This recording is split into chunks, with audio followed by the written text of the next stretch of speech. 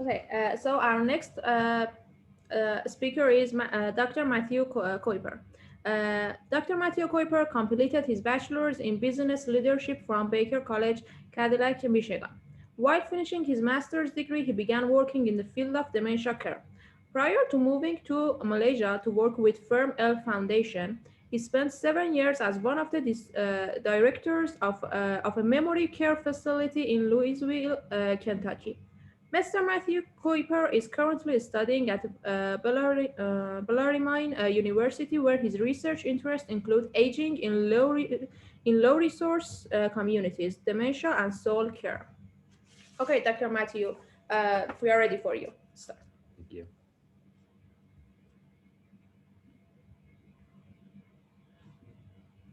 Let me share my screen here.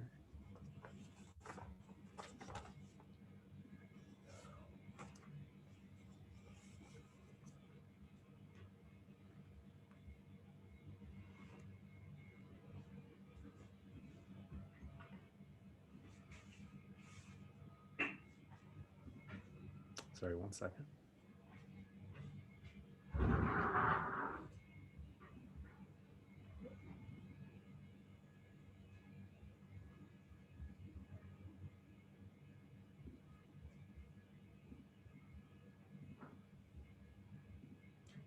If you want, I can share your PowerPoint for you. If you don't mind, I'm not able to pull it up right now. Okay. I'm the one millennial who can't figure out technology, I suppose. I appreciate it. Okay. Thank you very much. Cool.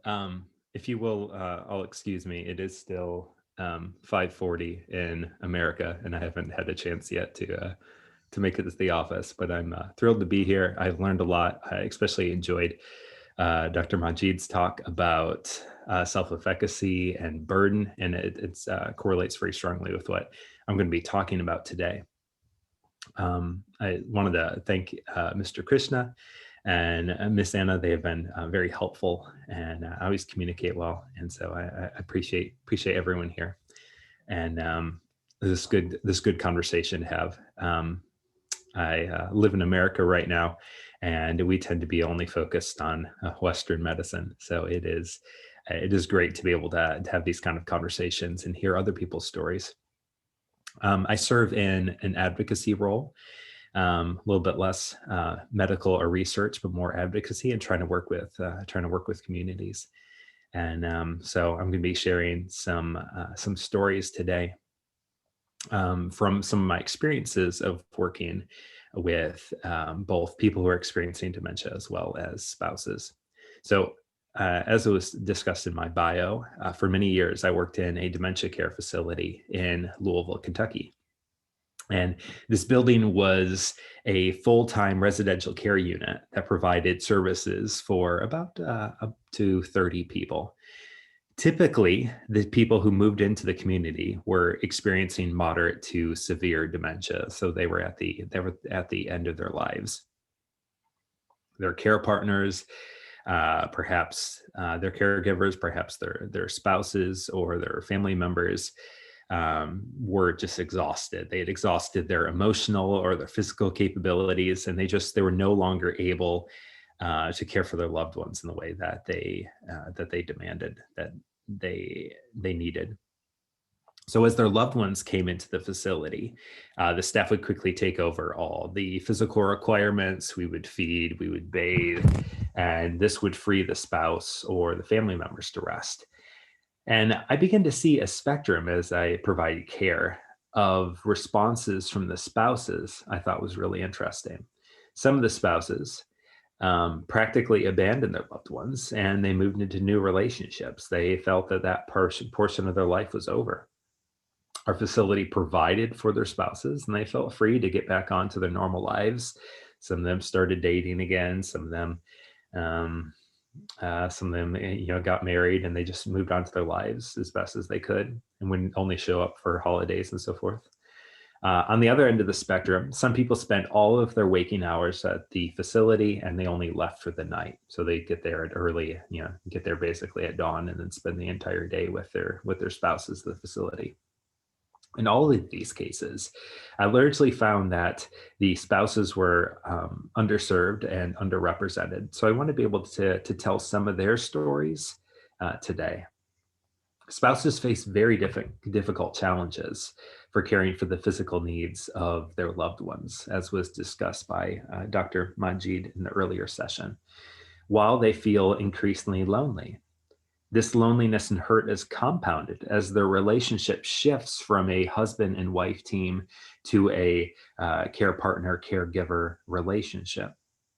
There was a recent BBC article that was especially heartbreaking about a spouse who was considering a dementia divorce. And he described himself as just feeling trapped in the relationship. And he felt a yearning for freedom. And I think that would be very similar to what is experienced by most of the spouses I interacted with. And as the number of the aging population continues to expand and the cases of dementia increases, the BBC reported that divorce lawyers are seeing a greater and greater number of couples wanting to separate because of the disease. There was a conservative talk show host, Pat Robertson, if you can go to this slide, please, was asked in 2011 whether or not a husband could divorce his wife if she no longer recognized him because of dementia. His response was that a husband could divorce her as long as a good caretaker was found. He said this. He said, "I know it sounds cruel, but if he's going to do something, he should divorce her and start all over again, but make sure that she has custodial care and somebody's looking after her," he answered in response to the caller. So, although Robertson's response may seem cruel, he accurately conveys the despair associated with caring for a person with dementia. The counsel that Pat Robertson provided to a hurting spouse provided permission to his listeners, and there are many, to abandon their spouses who have dementia. He later backtracked and flip-flopped on his answer a little bit, but his position, and this is the reason why I shared this, is a common sentiment heard in many American nursing care facilities. I'm not sure what it's like where you all are researching or what kind of work you are doing. Family members, counselors, pastors recommend to hurting spouses that they should go ahead and move on with the rest of their lives. They should leave their loved ones in a very comfortable, expensive memory care unit. They should feel like they are free from guilt and get to work on building a new life. Dementia care professionals like myself and like you all are often put in this difficult situation when we hear this kind of advice given by counselors, by talk show hosts, by pastors, and we desperately, we want to, we need to, not desperately, we want to stay in our lane. We want to respect other people's vocations and other people's advice, but we also know that a quiet call for spousal abandonment may be based on fear rather than the actual reality of the disease. One of the primary factors in this perspective is focusing only on the sickness of the disease instead of seeing what their current levels of abilities are and recognizing what they can, recognizing what they're still able to do instead of focusing on the loss. We understand it's difficult. Spouses mourn the loss of a husband or a wife, and they're unable to see that a new friendship can be formed with who their spouses are now. So let's think about how understanding dementia is foundational in learning how to counsel those who are affected by the disease. So if you can go to the next slide here, it says, according to the Memory Bridge, the Foundation for Alzheimer's and Cultural Memory, a majority of Americans fear Alzheimer's disease more than they fear dying. Alzheimer's disease and other forms of dementia are the most frightening diagnosis a man or a woman can get from the doctor, according to the Memory Bridge. Nancy Mace and Peter Robbins, in their highly influential book, The 36-Hour Day, define dementia as a loss of impairments of mental powers. And I think that's a simplistic but helpful definition. Most of the time, the damage has already been done by the time a diagnosis of Alzheimer's has been given by a doctor. Many times, the spouse has been covering for the person who are experiencing dementia for years. Months of concern over losing things, getting lost while driving, countless conversations with children about the need to go get checked out are often preceded by years of brain deterioration. So memory loss, loss of physical function, disorientation, they all point to the process of brain decay. Where you see symptoms is where you see brain decay, is where you see distortion. Dr. Benjamin Mast, who is a mentor of mine, offers the primary theory of how dementia begins by defining the process as plaques and tangles forming inside the brain, which then leads to damage and distortion in the brain. And we will be having some conversations about this later in the conference about beta proteins and tau and the things that are taking place in the brain. Even though the sickness wreaks physical and emotional havoc upon the one who is experiencing dementia, the damage done to the primary caretaker cannot be underestimated. Providing the primary role of a caretaker to a person with dementia can have a serious physical impact. There was a study provided by Kesselring. He found that primary caretakers may be impacted biopsychosocially, and we can all agree, of course, that is true. Another study found that, we can move to that slide, please. Caretaking creates physical and psychological strain over extended period of times, is accompanied by high levels of unpredictability and uncontrollability. The capacity creates stress in multiple life domains such as work and family, relationships, and frequently requires higher levels of vigilance. As my wife's grandpa used to say, when one spouse gets sick, eventually it takes both of them down. So that's kind of a somber, but I do think there's truth to that, as both these couples are so closely connected. As one person gets sick, they start to take care of the other person, and then sickness starts to form and weakness starts to form. So depression, chronic stress, other physical demands are just a few of the physical challenges that a caretaker experiences. But even more challenging than the physical demands of being a primary caretaker comes this harsh task of emotionally processing the changes being observed. In a conversation with a spouse in one of the interviews I had, I was told, we can go to this next slide, please. She said, "I asked God to kill me instead of making me go through this with my husband." And this is a very sweet lady. She was very optimistic. And she was she was showing me her heart here. It's just, she did not want to go through this because she knew that Alzheimer's disease is a terminal disease without any cure. And the spouse realized that the doctor's diagnosis was an early death notice, and she would be burying the husband of 60 plus years. The impending death of a spouse, of watching a spouse decay in front of your eyes, of bearing all the responsibilities of the home, of trying to pay for long-term care or selling a house, creates a ripe opening for bitterness and for grief.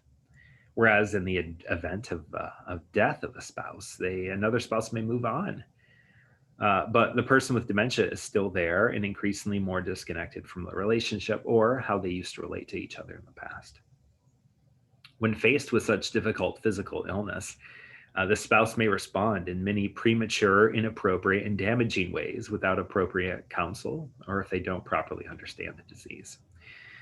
These are the three things that we often see, is that many spouses aren't able to handle the changes that are taking place in their husband's or wife's mind, and they turn and run. So that's abandonment. Another inappropriate response to this disease is to act out in ways that are neglectful to their spouse. Not providing proper hygiene, physical, emotional abuse, not taking care of finances appropriately are all examples of this abuse. Lastly, a spouse may lapse into a deep despair and start using drugs or alcohol or so forth, as the demands of a caretaker are simply too much. And the only rational response they feel is just a crippling depression, which is where we can come in.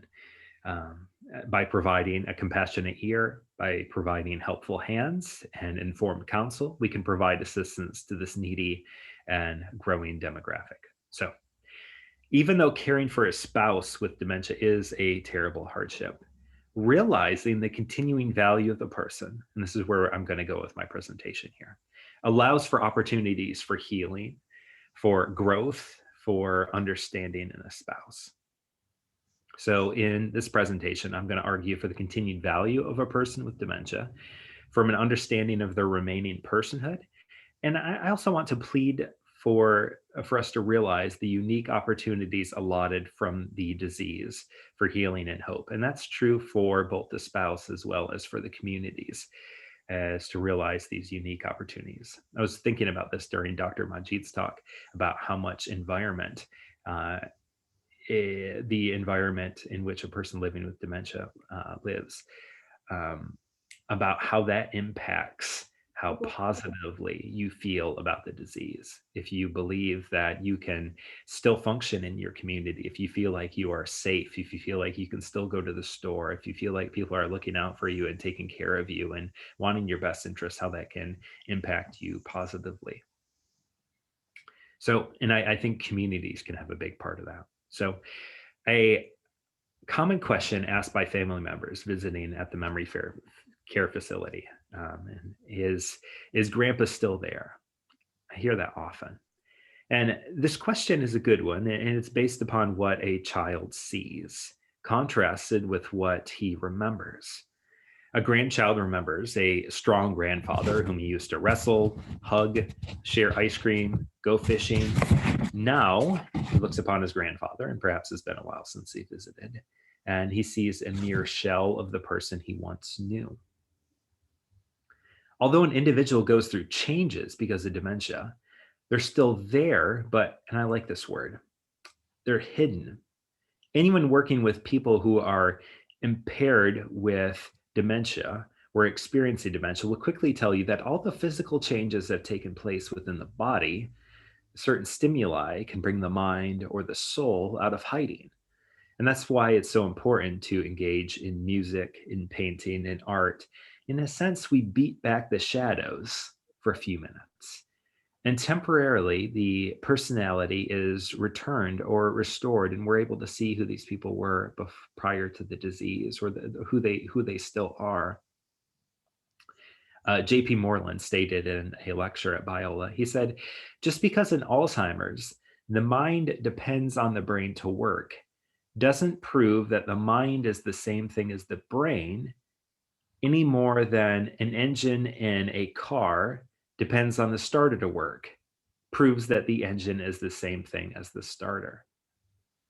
So the mind or the soul may be lulled to sleep by the disease, but it can be made partially awake through certain physical touches. Taking care of people with Alzheimer's disease has fully convinced me of the existence of the soul. Because although the brain has gone through the decay, the core of the individual remains the same. And it is vital that we are able to see that people, whether suffering or experiencing dementia or not, contain both material and immaterial parts, our body and soul. Dementia and Alzheimer's by no means strips a person fully of their personhood. Rather, their nature goes into hiding because of the progression of the disease. This was made very evident with, I'm not sure certain if you all watched it, but it was called Alive Inside YouTube channel, when an African-American man was filmed. He was singing along with soul music. I'm not sure if any of you got the chance to watch this, but it's worth a watch. Before, he is not responding. He is quiet. He is deeply in the shadows. And then a lady comes in and she provides music therapy, and then he begins to sing along with the music, and it's beautiful. And you can see his whole countenance, his demeanor changes as he begins to sing with the music, and he is able to answer questions. And just for a few minutes, his mind is stimulated. And you could tell that the person who he is drawn out, and he remembers song lyrics. He remembers entire songs. It's beautiful. There's another video that came out, and it was a lady who's a former ballerina, I believe, for the Russian ballet. And she danced along to the music while she was sitting in her wheelchair. Because of the music and her former skill set, her soul was able to be exposed as the shadows were pulled back. One of my favorite activities, on a personal note, at the memory care unit was our monthly dance.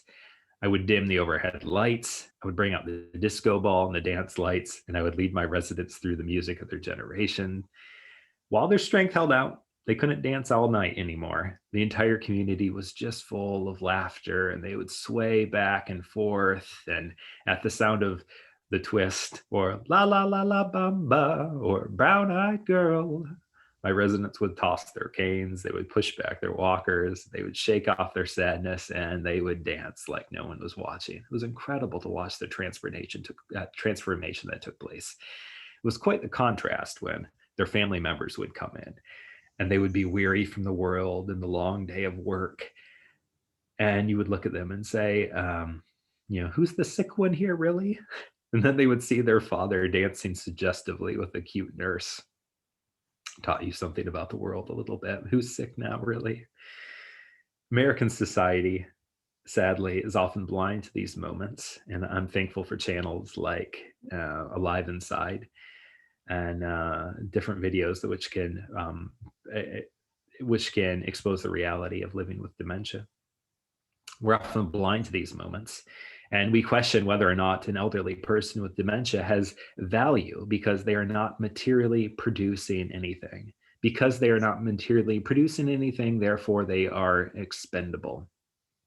Stephen Post, who is a hero of mine, critiques this societal principle. He said, "Why do we hear these metaphors such as absent or gone, husk, dead, empty, and the like?" I'm sure you have your own in your own cultures where you all are living. He said, "Here I believe we must confront various biases and prejudices, many of which have their roots in what I have long termed hypercognitive values." His conclusion is that American society has this bias towards those who have a functional purpose in society and therefore degrade those who he terms as deeply forgetful.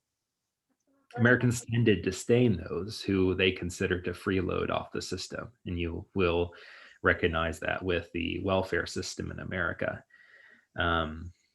This principle continues especially into marriage, as a spouse may look upon her husband with a sense of disgust because he has gone from being a contributor, from being a helpful hand, from doing the dishes, to now he's a burden. And instead of responding in selfishness towards a lack of perceived value, I'm advocating today that a spouse should look for opportunities to learn from the lessons those with dementia can teach. Miss Jade Angelica, in one of her an article, summarizes this typical societal view of this disease. She writes, "Conventional wisdom postulates that Alzheimer's steals personhood and destroys our opportunities to heal, to reconcile, to develop, or deepen our relationships with the person who has this disease. Yet time actually spent with those who are experiencing dementia reveals that they are excellent at listening sympathetically. I don't know how many heart-to-heart conversations I've had with my residents. They're excellent listeners. They also teaches you about humanity through their weakness and provides a role model for how to finish life's journey well." She concludes, and I think this is really important. She said, "The fear of having a mother with dementia was more painful than the reality." Isn't that good? The fear of having a mother with dementia was more painful than the reality. Many spouses who push on through the initial fear have found this time to be a surprising season of healing, joy, and recovery. And that's true for the spouses as well as for the family members who come close and then embrace the situation. So, resisting the values of a utilitarian, hypercognitive society, spouses, those with dementia, should take comfort that their loved ones still have value, that they're still there, that they still have worth, both to God as well as their community, regardless of what society may think, and continuing value to those who spend time with them. They also may be surprised and delighted to learn that their loved one is still there, but the soul is hidden and often difficult to find. Lastly, a spouse may provide an incredible act of love by helping her husband remember who he is, not by making demands of him, but simply loving him by providing care and reliving the past with him. With this perspective in mind, a spouse may find healing via love instead of guilt and shame by running in the face of difficulty. Next, I want to think about neglect or abuse. I took care of a man a few years ago, and before moving to the community, he drove the transit bus all around town. One day, he decided to leave his family. I'm not really certain of the backstory here. Maybe he was mad at them, but he got on a bus and he headed to Nashville, Tennessee. And his wife did not know where he went, and she called the police, and it took a week to locate him. They found him in the shadiest hotels in the worst part of Nashville, Tennessee, living with a strange woman who took him in. After moving him back to Louisville, his wife did not know what to do with him. So she stuck him in the basement. He lived in this basement for a few years before eventually he moved into our community. Bradley, as I will call him in the story. Man, he came in here to the facility and he was a mess. He had long hair and he had toenails that looked like a sheep's horn on his feet. I will never forget the sound of the toenails that were clipped off by the podiatrist. When they fell off, it hit the floor and it clattered like a dinner plate. It landed on the wood floor with a thud. But Bradley, after he moved into the facility, he changed remarkably for the better. He got cleaned up and he began to smile and chat again as he was able to. He could dance very well. But not only did I notice a change in him, but I also noticed a change in his wife. When she first started hanging around the facility, she was full of shame and negligence and fear. She was worried about what we thought about her because she had locked her husband in the basement for so long. But eventually her relationship with both the community and her husband began to improve. She was not a good caretaker. She was a selfish woman. But at the end of her husband's life, she was there. In fact, she never left his side while he was on his deathbed. She was there with him the entire time. And by using our facility, she was able to re-engage, and she ended her relationship with her husband very well. So neglect is an aspect that happens as we care for our spouse. And I think that is a good story about how a caretaker can receive help through community and can repair or fix a relationship. The National Council on Abuse states that approximately 1 in 10 Americans age 60 plus have experienced some form of elder abuse. Some estimates range as high as 5 million elders who are abused each year. One study estimates that only 1 in 14 cases of abuse are reported to authorities. Abusers are both men and women, and almost 90% of elder abuse and neglect incidents, the perpetrator is a family member. 2/3 of the perpetrators are adult children or spouses. This kind of mistreatment towards a loved one must not be tolerated. But many spouses feel like that they're just at their end of their emotional ability, and they snap at their sick spouse with physical or emotional abuse. The root of this frustration often points towards just a growing cycle of hurt and bitterness and selfishness. A spouse should refuse to let bitterness take over, should seek help, and take this challenge as an opportunity to grow as a person. Growth can take place by learning to depend on God, by recognizing the opportunity allotted in this disease, and then looking for a community to be able to help. Many people spend a lifetime trusting their own strength and their plans and their ability. I had another interview with a spouse, and she said, she's just crushed. She said, I watched as all of my dream castles crumbled in front of me. It wasn't supposed to happen this way. You know, Americans spend most of their careers talking about what they're going to do in their retirement. I don't know if it's the same in where you all live, but it's a big focus of how we spend our lives is talking about when I get retired, this is what I'm going to do. I'm going to move to the beach somewhere. I'm going to, sell surfboards. But it's a good thing, I think, to learn dependence and to learn flexibility, as you can learn not to trust in yourself as much, but to be able to relax a little bit and explore the world in a different way. Secondly, going through Alzheimer's with a spouse allows for opportunities to slow down and realize what it means to care and what it means to care for. Those with dementia cannot handle a great deal of stimulation, and they often get tired after leaving the house for a short time.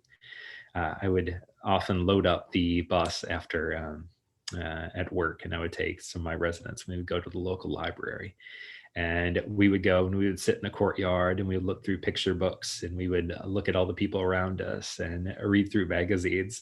And that always amused me because we would just go and sit in the library for a while. But then we would come back to the facility and my residents would go back to the rooms and they would take naps. They would just be exhausted and they would sleep until dinner time. And I always thought that was very funny, was that even though they were going to sit at the library, they would just be worn out. Instead, the rhythms of life they prefer is to sit inside the house, to talk, to exercise, to reminisce, to listen to music, to eat ice cream, and complete simple tasks like folding laundry over and over again. Food, play, conversation, worship, and brief outings just become the chief feature of their lives. What an important lesson this can teach a spouse and a community that prides itself on its exhaustive calendar. There's a simple beauty in the structured life that we can provide for those with dementia. The spouse may respond with neglect towards a partner because of grief over the loss of a certain lifestyle, but dementia can teach her that her husband is showing her a new, less hurried, less frenetic way of life. Lastly, instead of responding towards a partner with neglect, a spouse should look for opportunities to help, for help. Many spouses feel so overwhelmed by the disease in their husband, yet in their pride, they try to handle the situation all on their own. Instead of neglecting a husband, a spouse should take advantages of community service provided for them. Even so, the community must rally behind a couple who are going through this disease and look for opportunities to help out. The spouse should be encouraged to share with community leaders, with church leadership and family members that she needs help because it really does take a village. This is a sickness that impacts the entire community, and therefore the entire community should rally around to help bear one another's burdens. If a spouse has hurt her husband, neglected him, or even hated him in her heart, or locked him up in the basement, she should seek help. In this way, communities can help provide assistance in the time of need. Another unexpected stage within the process of dementia is this loss of social identity that takes place between a husband and a wife. As this disease progresses, the spouse loses the role of a lover, of a friend, of a confidant, and a partner, and may exclusively become a caretaker. Ms. Temple-Jones considers this process, and she writes, "The social constructionist model recognizes that people are social beings and that at least a part of who we are is made up of and dependent upon the people around us. However, it is often the case as people age that these social structures fall away. This is especially true with dementia. Instead of responding in despair to the many great losses found in the illness of dementia, spouses should find new hope and purpose through this new phase of life. In fact, one of the most valuable things a facility can provide is new sources of social identity. And this would be true for facilities as well as churches or mosques. As caring for a person experiencing dementia causes a loss of social roles, being in community provides for the growth of new social patterns. By chatting with couples in the dining room, by dancing with partners, by celebrating communion, by playing games, by listening to performances, all of these actions awaken past dormant relationship patterns. Concerns over medication, over toileting, over bathing, or questions can fade, and a couple can just enjoy the present together. It's amazing as couples quickly fall back into old relationship habits as they interact with friends. Even as the substance of this conversation is lacking, the rhythms of human interaction remain. The jokes are still there, the laughter is still there, the awkwardness is still there. It's beautiful. It's still there. People who are experiencing dementia need to participate in community and social venues for as long as possible. This is as good for them as it is for their care partner. So it would be beneficial for a couple to participate or to volunteer at an adult daycare together, or to work at a cafe together, or to go to the movies together, to be around people together. More dinner parties, more visits from friends, more late night card parties. Hiding away because of the shame of the disease doesn't benefit the care partner or the caregiver or the community. So embracing this community, I think, is one of the greatest tools to minimize the loss of social function in both the husband and the wife. The tendency of many people when going through dementia is to hide. Yet, discovering appropriate community provides a great opportunity for growth and healing. Participating in a seniors community, assisted living, or a dementia-specific care location can provide great opportunities to assist with the grief over loss of social function. In fact, if a couple has had geophysical limitations in the past few years, maybe a new move to a new location with new friends can open the door to having new experiences and finding new joy while they are both still healthy. Not only may a couple prevent a loss of social function by moving into community, but they also may have the ability to worship together again. Many people quit attending places of worship, churches or mosques, after being diagnosed with dementia because of logistical difficulties or overstimulation. And that's something that we really need to work hard at thinking of how we can better for them in the community. This is a tragic loss for the elderly, for people who are older, as a study by Philip Baker and Paul Nussbaum found. The majority of the current cohort of older adults, I think this is referring to America, I'm not really sure of the scope of this, but they value religion and they are active in their religious practices. When the elderly feel like they're in most in need of religious support, they're unable to participate due to, as we've talked about earlier, good reasons. However, many facilities, senior centers, mosques, and churches can provide appropriate worship experiences that can meet the needs of the husbands and wives if they think through it and if they make plans. Perhaps a key question to ask a spouse when considering whether or not to move into a facility is whether or not would this provide them the means to be able to say prayers together, to be able to worship together. Televised worship services provide a poor substitute with those who are experiencing dementia, as it provides just a very limited sensory experience, and it's unfulfilling and does not.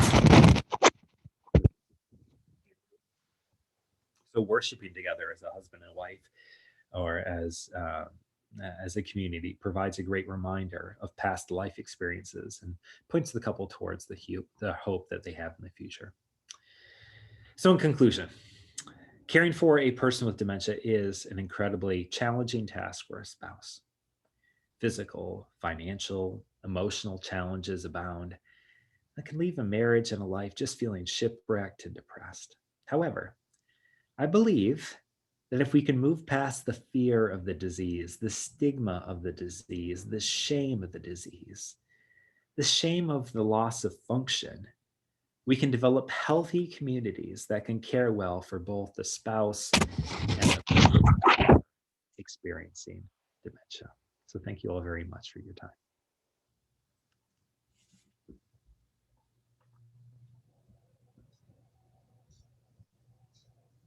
Thank you so much, Dr. Matthew, for this touching and informative lecture. If anyone has any questions from Dr. Matthew, please ask.